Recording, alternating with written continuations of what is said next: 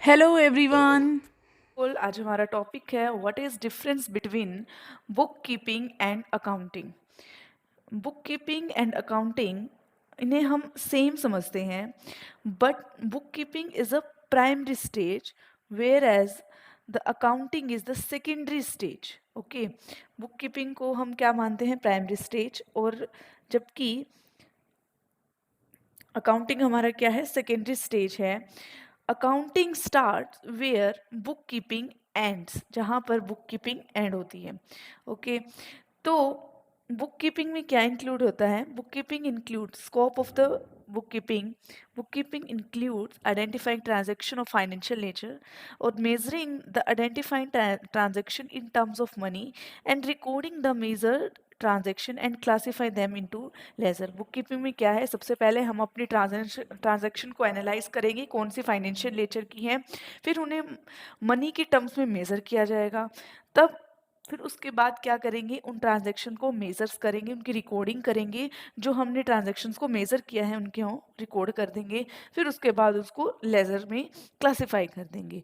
जबकि हमारा accounting in addition to accounting में क्या इंक्लूड होता है, जो बुक कीपिंग में इंक्लूड किया वो तो होगा ही होगा, साथ में समराइजिंग द क्लासिफाइड ट्रांजैक्शंस। हमने जिन ट्रांजैक्शन को क्लासिफाई किया था उन्हें समराइज करेंगे लेजर के फॉर्म में, फिर उसके बाद analyse and interpreting the summarise result, और समराइज रिजल्ट को हम क्या करेंगे, एनालाइज करेंगे और उन्हें इंटरप्रिटेट करेंगे। देन उसके बाद communicating the result to the parties interested in them, और उन पार्टीज को अब रिजल्ट कम्युनिकेट करेंगे जो भी हमारे अकाउंटिंग में इंटरेस्ट रखते हैं। देन उसके बाद आता है हमारा objective. The main objective of book keeping is to maintain systematic record, systematic record को मेंटेन करना होता है। जबकि अकाउंटिंग का हमारा क्या मेन ऑब्जेक्टिव है, to ascertain the net result and the financial position of the business and then communicated to the interested party. और हमारा अकाउंटिंग का मेन ऑब्जेक्टिव है कि नेट रिजल्ट को फाइंड आउट करना और बिजनेस की फाइनेंशियल पोजीशन को जानना with the help of balance sheet and उसे कम्युनिकेट करना टू द इंटरेस्टेड पार्टी जो भी हमारा रिजल्ट आया है। Nature of job, book keeping function is routine and clerical in nature. Clerical काम किस में आता है, बुक कीपिंग में आता है। जबकि the accounting function is analytical nature, जबकि अकाउंटिंग फंक्शन क्या है, एनालिटिकल नेचर है। Who performs book keeping functions is perform by the junior staff, junior staff काम करते हैं, क्लरिकल वर्क है ना।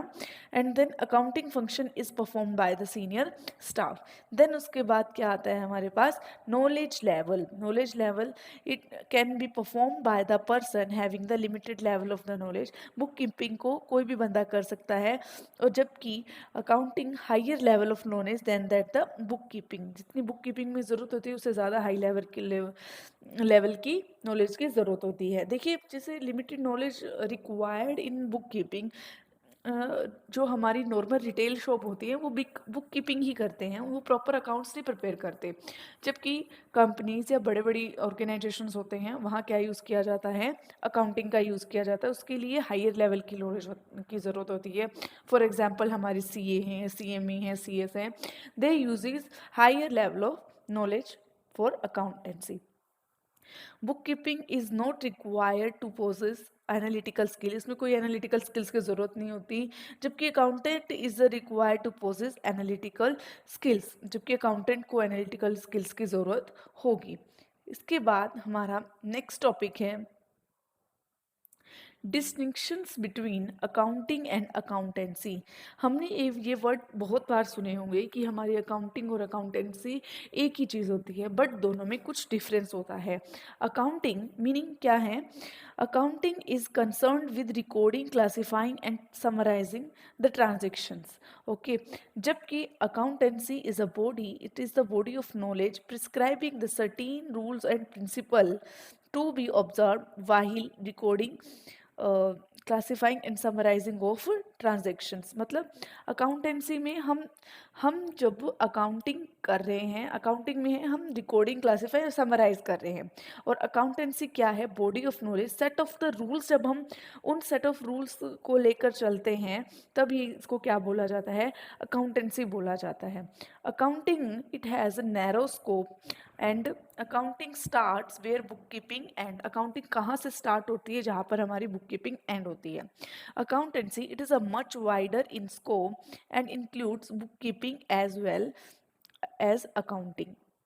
bookkeeping it depends on accounting is depends on bookkeeping. Accounting bookkeeping के ऊपर डिपेंड होती है, जबकि accountancy depends on both bookkeeping and accounting. मतलब ये इन दोनों का ही मिक्सचर होती है। क्या? Accountancy mixture of both. Then functions book accounting has main function to ascertain the net result and the financial position of the business and to communicate them to interested party. और उन्हें communicate करना to interested party. And जबकि accountancy क्या है? It includes the decision making functions also on the basis of information provided by the book keeping and accounting. Accountancy क्या include करती है? Decision making function है जिसमें हम बुक कीपिंग और अकाउंटिंग की इंफॉर्मेशन यूज़ की जाती है। नेक्स्ट हमारे पास आता है क्या क्या ब्रांचेज हैं हमारी अकाउंटिंग की। हमारी अकाउंटिंग की बहुत सारी ब्रांचेज हैं। First is financial accounting. हम अकाउंट्स के बहुत सारे पार्ट्स हैं। Financial accounting, cost accounting and management accounting. Then उसके बाद आता है हमारा auditing, tax accounting, fund accounting and government accounting. इन सब के मीनिंग क्या है? फाइनेंशियल अकाउंटिंग में जिसमें हम क्या करते हैं? ट्रांजैक्शन को रिकॉर्ड करते हैं, profit and loss find out करते हैं और बैलेंस शीट के थ्रू हम अपनी एक्चुअल पिक्चर और मतलब हमारी फाइनेंशियल पोजीशंस फाइंड आउट करते हैं, जो कि हमारे क्रेडिटर्स बैंक और फाइनेंशियल इंस्टीट्यूशन के लिए ज़रूरी होती है। जबकि कॉस्ट अकाउंटिंग क्या है? Is cost accounting is use to evaluating the cost calculation by considering all the factor both manufacturing and administrative. Cost accounting में हम क्या इंक्लूड करेंगे? हमारी प्रोडक्शन और एडमिनिस्ट्रेटिव रिलेटेड कॉस्ट को जानते हैं इसमें। जबकि मैनेजमेंट अकाउंटिंग में क्या एनालाइज किया जाता है? Effective decision making, better administration हो, मैंने अच्छा से मैनेजमेंट हो। नाम से ही क्लियर हो रहा है, मैनेजमेंट अकाउंटिंग अच्छे से मैनेज करना है। वो कैसे होगा? एनालाइज करना मैनेजमेंट इंफॉर्मेशन सिस्टम को, कॉस्ट वेरिएंस एनालिसिस को और ब्रेक इवन पॉइंट एनालिसिस, इन सब को फाइंड आउट करना ताकि सिस्टमेटिक तरीके से काम हो सके। And that etcetera profit enhancement, secrecy of records useful to greater और शेयर होल्डर्स। मतलब बिजनेस को जो मैनेज करने के लिए अकाउंटिंग की जाती है उसे क्या बोलते हैं? Management accounting. जिसमें हम कई सारी बजटिंग इंक्लूड करते हैं, स्टैंडर्ड कॉस्टिंग इंक्लूड करते हैं, रिस्पॉन्सिबिलिटी, ये सब हम उसमें इंक्लूड करते हैं। देन उसके बाद आता है हमारा ऑडिटिंग। ऑडिटिंग हमें Auditor inspects and certified the accounts for accuracy.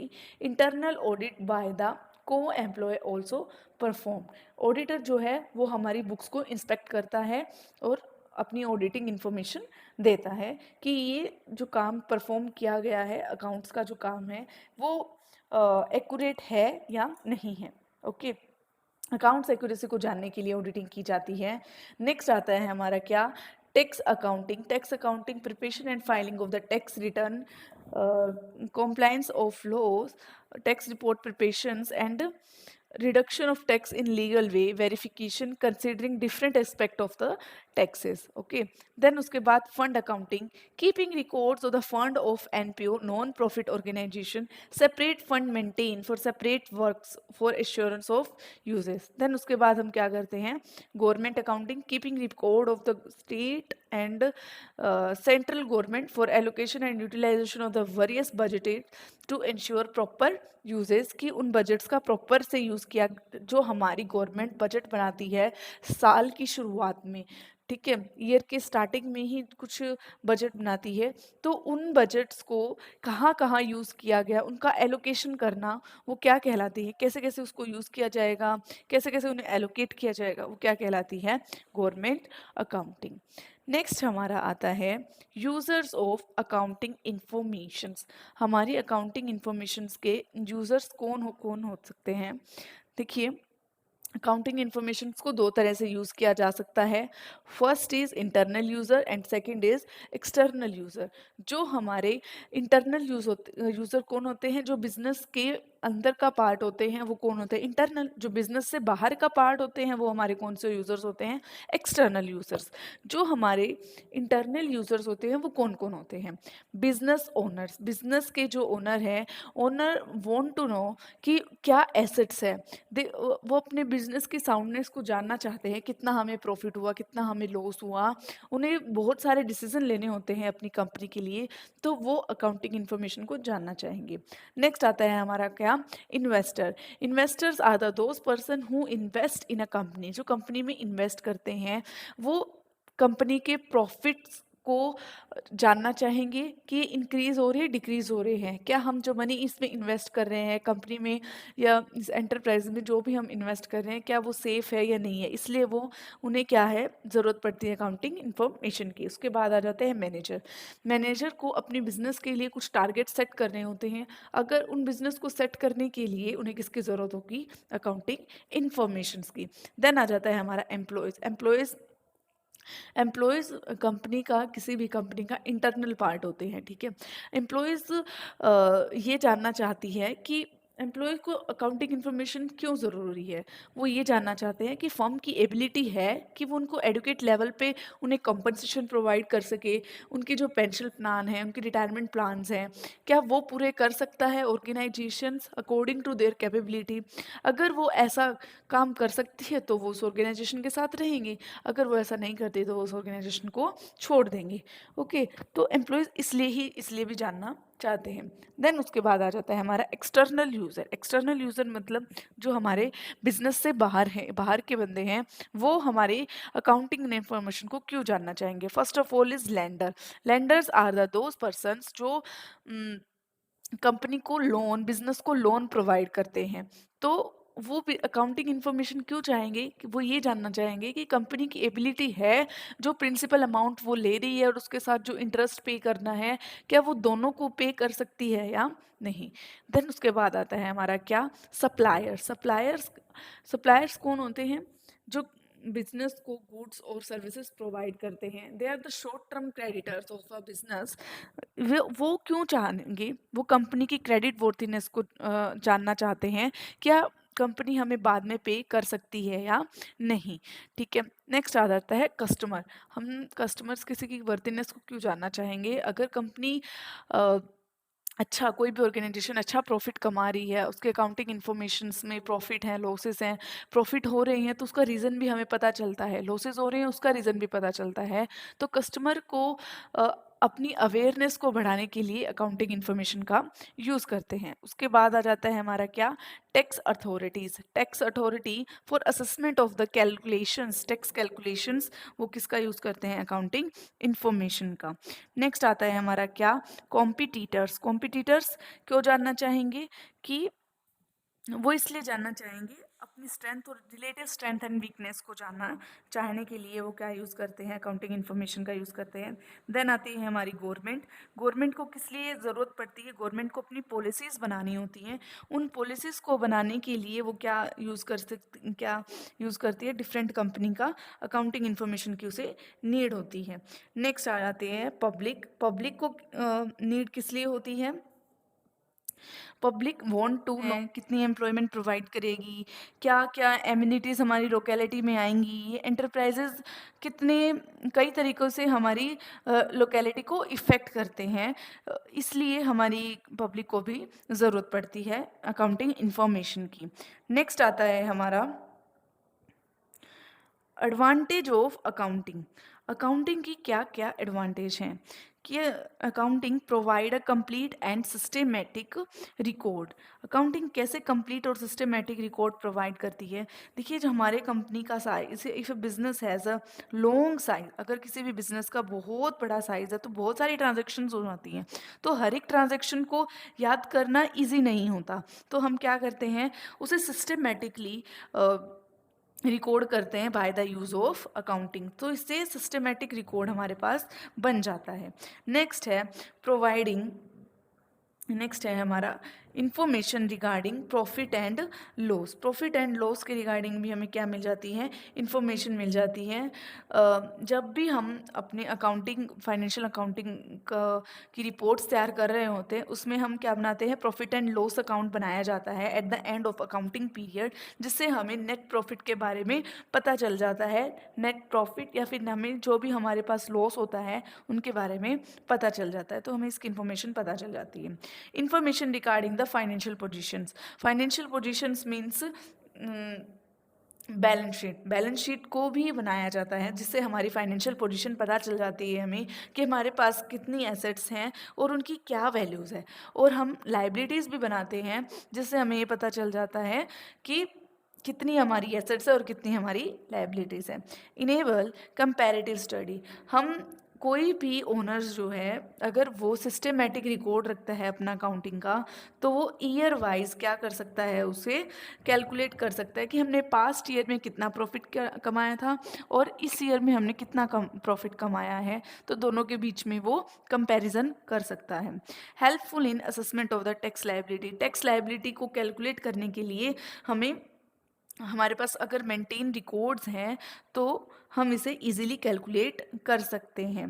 Helpful in partnership accounting. Partnership accounting में भी हेल्पफुल होता है कि हमें किस पार्टनर को कितना देना है, किसका कितना पार्ट है, ये सब भी हम पता कर सकते हैं। इसके अलावा जब हमारे किसी पार्टनर की डेथ होती है या फिर रिटायरमेंट होती है एडमिशन के टाइम पे, ये सब हम अकाउंटिंग के थ्रू कंप्लीट कर सकते हैं, ये टास्क भी। उसके बाद helpful in the management of business. Business की मैनेज करने के लिए भी हमारी अकाउंटिंग जो है यूज़ की जाती है। कैसे?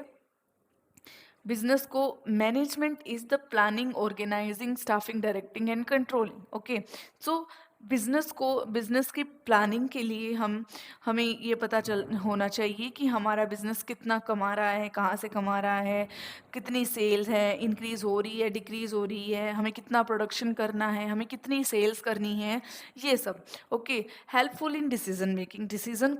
डिसीजन बनाने के लिए भी हम किसका यूज़ करते हैं, अकाउंटिंग का, कि क्या सेलिंग प्राइस होना चाहिए, मार्केट में क्या चल रहा है और कस्टमर को कितना हमें डिस्काउंट ऑफर करना चाहिए। Helpful in controlling. कंट्रोलिंग में भी हेल्पफुल होता है। कैसे? Management would like to see the cost incurred in reasonable. मतलब कंट्रोलिंग में वो क्या देखते हैं कि जो उन्होंने सोचा था एक्चुअल में, स्टैंडर्ड्स में, और एक्चुअल परफॉर्मेंस क्या हुई है, इन दोनों के बीच का जो डिफरेंट फाइंड आउट करना होता है, तो वो हम अकाउंटिंग से ही पॉसिबल हो पाता है। Evidence in the legal matters. Accounting act as a accounting informations, और जो हमारे अकाउंटिंग बुक्स होती हैं वो अगर प्रॉपरली अगर हम मैनेज्ड होती हैं तो उनको हम लीगल मैटर्स में एज ए एविडेंस की तरह यूज़ कर सकते हैं। ओके, नेक्स्ट है फैसिलिट सेल्स ऑफ बिजनेस। मतलब अगर कोई बिजनेस एंटिटी को अगर हमें सेल करना है तो हमें उसका प्रॉपर प्राइस पता होना चाहिए, तो अकाउंटिंग इंफॉर्मेशन से हमें उसके प्रॉपर प्राइसेस का पता चल सकता है। ठीक है, ये हमारे थे यूजेस। उसके बाद आती है हमारी डिसएडवांटेज ऑफ अकाउंटिंग। अकाउंटिंग की क्या क्या डिसएडवांटेज हैं, क्या क्या लिमिटेशंस हैं। Okay, accounting is influenced by the personal judgement. कई बार क्या होता है, accounting is as yet an exact science, and accountant has to exercise his personal judgment in respect of the various item। बहुत आइटम्स के लिए उसे कुछ पर्सनल जजमेंट करनी पड़ती हैं। फॉर एग्जांपल, डेप्रिसिएशन को कैलकुलेट करने के लिए हम उसके यूज़फुल लाइफ का एस्टिमेशन लगाते हैं, बट कई बार वो प्रिडिक्शन ठीक होती भी है और वो कई बार गलत भी हो सकती है। तो ये डिपेंड करता है अकाउंटेंट पे कि वो उसको किस क्राइटेरिया पे सेलेक्ट कर रहा है, तो हम इससे प्रॉपर फिगर फाइंड आउट नहीं कर सकते। नेक्स्ट आता है हमारा based on accounting concept and convention. Accounting के कुछ कंसेप्ट हैं और कुछ कन्वेंशंस हैं।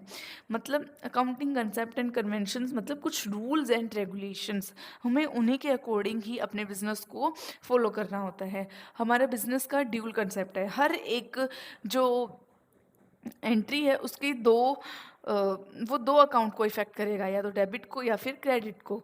इन्हीं के बेस पे हम अपनी फाइनेंशियल पोजीशंस को ही क्या करते हैं, डिस्क्लोज करते हैं। और हमारा एक हिस्टोरिकल कॉस्ट कंसेप्ट है जिसे हम रिकॉर्ड करते हैं मार्केट प्राइस पे, ना कि उसके कॉस्ट प्राइस से, जिससे उसकी एक्चुअल पोजीशन जो है वो पता नहीं चल पाती। इनकम्प्लीट इन्फॉर्मेशन क्या है? Accounting statement provide only the incomplete information because actual profit और loss of business can be known only when the business is close down. Business की एक्चुअल पोजीशन तभी पता चलती है जब वो अच्छे से बंद हो रहा होता है, एक्चुअल प्रॉफिट एंड लॉस हमें पता नहीं चल पाते। Omission of the sorry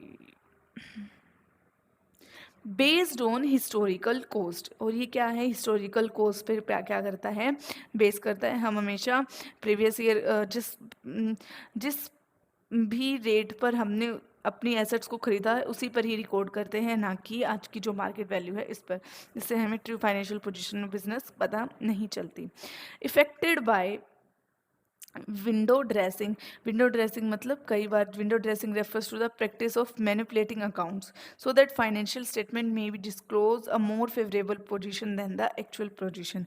accounts में मैनिपुलेट करना टू शो दैट कि हम अच्छा परफॉर्म कर रहे हैं, that is called window dressing. तो वो हमारी एक्चुअल पोजीशन को दिखाती नहीं है और डिसीजन करेक्ट नहीं लिया जा सकता। देन है unsuitable for forecasting. Accounting financial accounts only record of the past events, मतलब वो पास्ट इवेंट जो हो चुके हैं उन्हीं को ही रिकॉर्ड करते हैं, ना कि फ्यूचर को। तो फोरकास्टिंग के लिए ये हमारे लिए सुटेबल नहीं है। तो ये था हमारा आज का टॉपिक, अकाउंटिंग का फर्स्ट चैप्टर। ओके, जिसमें हमने किया अकाउंटिंग एंड अकाउंटेंसी में difference, book keeping and accounting में डिफरेंस, और ब्रांचेस ऑफ अकाउंटिंग, कौन कौन हमारे यूज़र्स हैं, क्या क्या डिसएडवांटेज हैं, क्या क्या एडवांटेज है।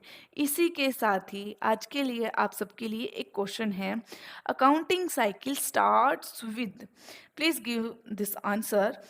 कमेंट बॉक्स में आप अपना आंसर दीजिए, कहाँ से स्टार्ट होता है। नेक्स्ट वीडियो में हम आपको इसका आंसर बताएंगे। Thanks for watching my video. Keep like and subscribe my channel.